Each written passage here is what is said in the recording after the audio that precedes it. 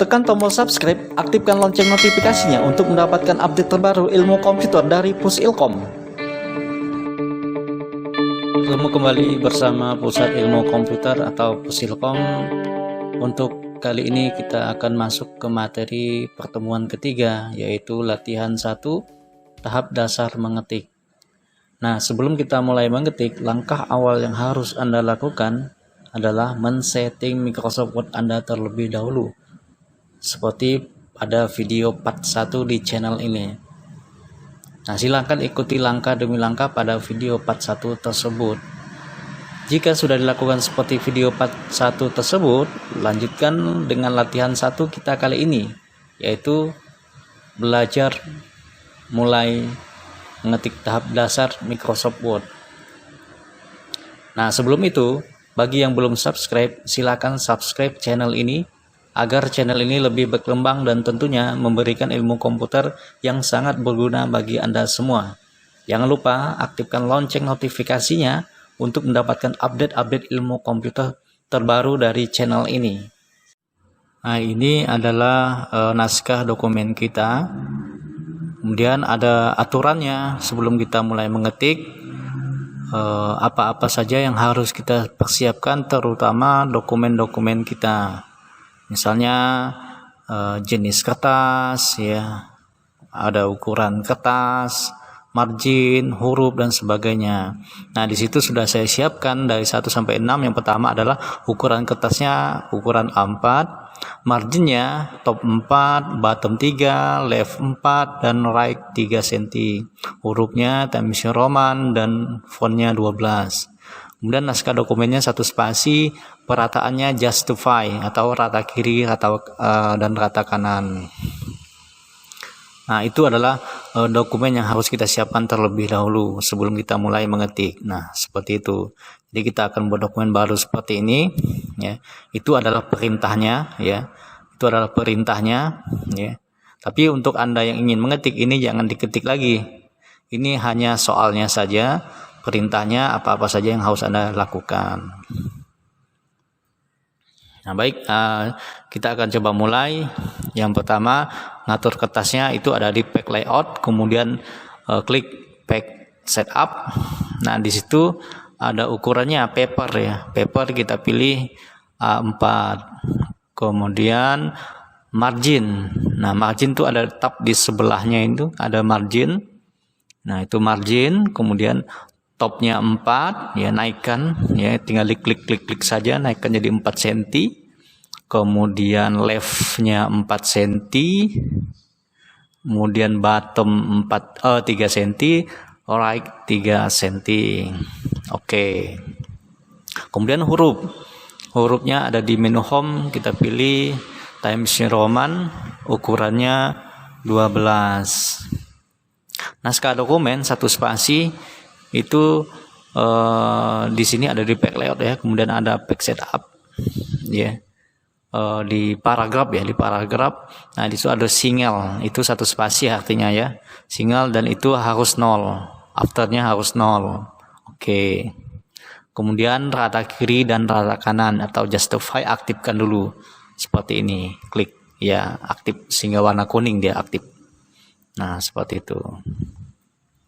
Baik, kita akan mulai mengetik. Kalau sudah seperti itu, kita akan ketik naskah yang mulai dari tulisan bab 1 latar belakang. Nah, kita buat dulu seperti itu, kita ketik, ya. Nah,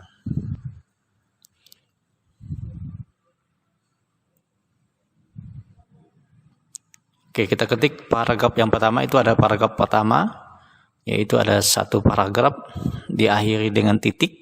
Kemudian itu paragraf kedua diakhiri dengan titik. Kemudian ada paragraf ketiga diakhiri dengan titik.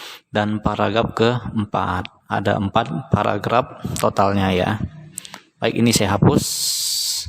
Kita akan tulis dulu bab 1 latar belakang itu menggunakan tombol caps lock di keyboard. Itu ada tombol caps lock keyboard, aktifkan. Maka dia huruf besar semuanya. Kemudian enter. Untuk kasih jarak itu ada jarak 1 kali enter, ya. Berarti kita 1 kali enter saja karena tadi 1 spasi, maka kita enternya 1 kali. biar dia ada jarak antara bab 1 dengan naskahnya. Kemudian aktifkan lagi non caps lock-nya, jadi dimatikan caps lock-nya, maka tulisannya menjadi huruf kecil semuanya lagi. Kita ketik seperti ini.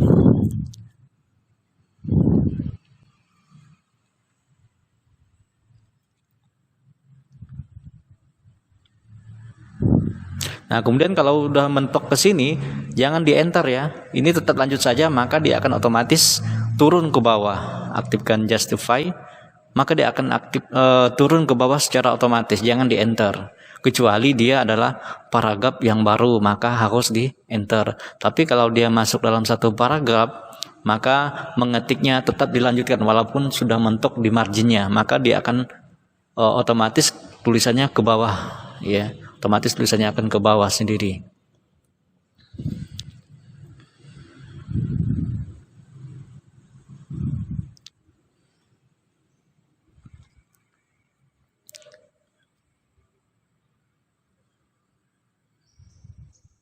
Nah, baik seperti itu ya. Jadi dia akan ke bawah secara otomatis. Nah, apabila kita sudah mengetik simbol titik, ya simbol titik akhir kalimat, kemudian pada kalimat berikutnya kita harus ada satu spasi. Jadi titik kemudian spasi langsung diketikkan saja, maka secara otomatis huruf awal pertama maka dia akan jadi kapital atau huruf besar satu saja secara otomatis ya. Itu sudah ada di settingan Microsoft Word. Jadi kita nggak perlu ketikkan huruf besar awal, kemudian huruf kecil tidak perlu, maka kita ketikkan huruf kecil semua saja, maka awalnya pasti otomatis menjadi besar. Nah, ini selesai satu paragraf, kemudian di enter paragraf kedua, lanjut lagi. Nah, tulisan pada saat dimana itu ya, P-nya itu otomatis akan jadi huruf besar karena dia awal tulisan, maka dia otomatis menjadi besar, yang lainnya kecil. Itu caps lock-nya mati ya. Kalau caps lock-nya hidup, hurufnya besar semua. Tapi kalau caps lock-nya mati, hurufnya kecil semua, kecuali awal kalimat dia huruf besar. Nah, baik, lanjutkan mengetik paragraf kedua seperti ini.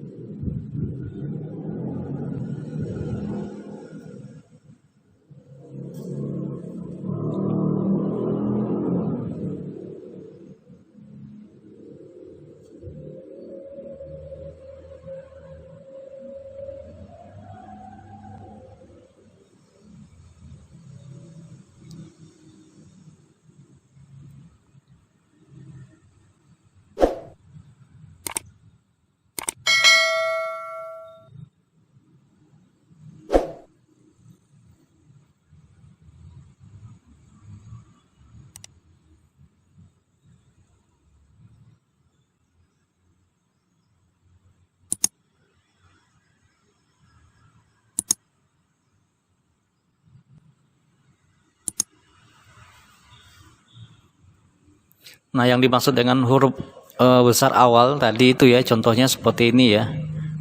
Misalnya seperti ini, saya tuliskan Perum Pegadaian, P-nya otomatis akan jadi besar. Kecuali Pegadaian itu ya, P-nya tetap kita buat manual besar. Tapi kalau huruf awal pada kalimat dia akan otomatis menjadi besar. Misalnya nanti ya akan kita contohkan lagi.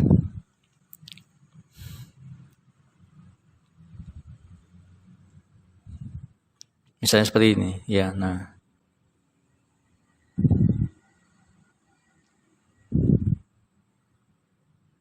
misalnya tulisan karena, ya. Jadi kalau kita ketikkan tulisan karena huruf kecil semua, maka begitu kita tekan spasi, maka huruf K-nya akan otomatis menjadi besar. Otomatis kenapa? Karena kata karena itu adalah awal kata pada kalimat, dia akan otomatis menjadi besar. Tapi kalau kata-kata berikutnya pada kalimat itu semuanya huruf kecil.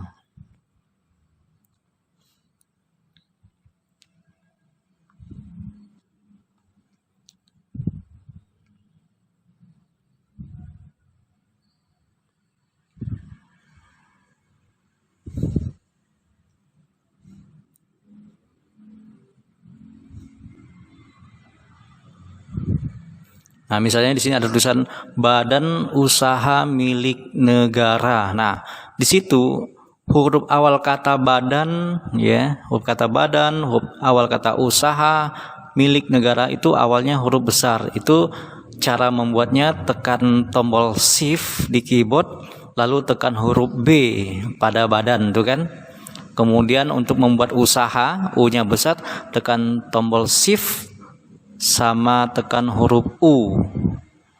Kemudian milik, M-nya besar, tekan tombol shift sama huruf M sekaligus, ya. Shift plus M. Dan negara itu misalnya N-nya besar, tekan tombol shift plus N.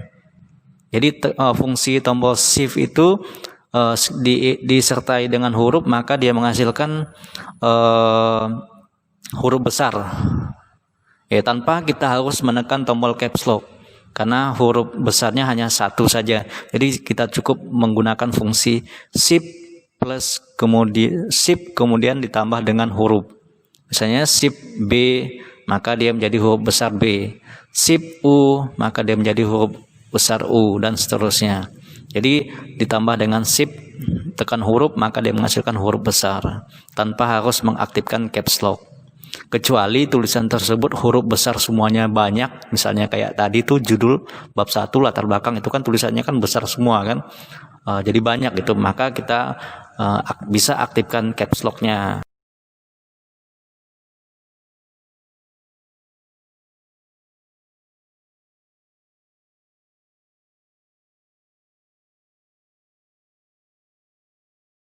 Nah, untuk zoom dokumen bisa kita tekan tombol kontrol, jangan lepas, kemudian sambil mainkan roda mouse-nya, dorong, ya, kemudian bisa juga ditarik, jadi zoom in dan zoom out, ya, zoom in dan zoom out. Jadi kalau ingin zoomkannya, besarkannya, zoom innya, tekan kontrol, kemudian dorong roda mouse. Tapi kalau ingin zoom out kan, tekan kontrol, jangan lepas, kemudian mainkan roda mouse-nya, ditarik roda mouse-nya.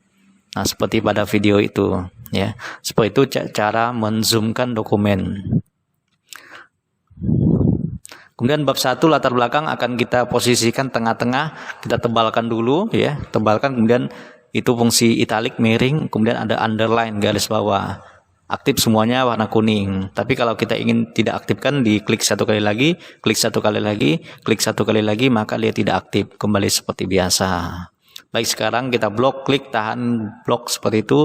Kita ambil center, tengah-tengah, seperti itu. Maka teksnya akan menjadi tengah-tengah. Itu cara memposisikan teks atau naskah di dalam Microsoft Word. Kita tebalkan juga, ya. Nah, seperti itu. B, bold. Nah, seperti itu. Nah, ini adalah dokumen yang sudah kita ketik, ya. Sangat rapi sekali. Kemudian kita simpan. Klik file, pilih save. Nah, silakan simpan di dokumennya, ya, bisa di dalam flash disk, ya, bisa di My Document, bisa di mana saja tergantung dengan drive tempat kita menyimpan data kita. Tapi biasanya kalau untuk belajar biasanya kita simpan di flash disk, biasanya dia akan membuat file drive yang baru. Kita simpan namanya latihan 1. Ya, simpan namanya latihan 1 di file name.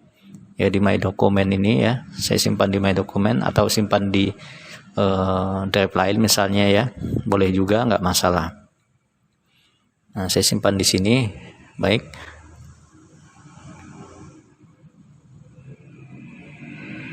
dan tekan tombol save, maka dokumennya sudah berubah menjadi latihan 1 seperti itu. Maka dokumen Anda sudah tersimpan. Jika ada perubahan lain, misalnya Anda ingin berubah-ubah dan sebagainya, karena ada perubahan baru lagi, maka wajib Anda simpan ulang. Tapi dia hanya menyimpan ulang saja, tidak menyimpan dengan nama yang lain. Dia akan menyimpan dengan nama yang sama kalau ada perubahan yang lain. Baik, sebelum kita akhiri, ya, terima kasih sudah mengikuti materi ini, mudah-mudahan bermanfaat untuk kita semua.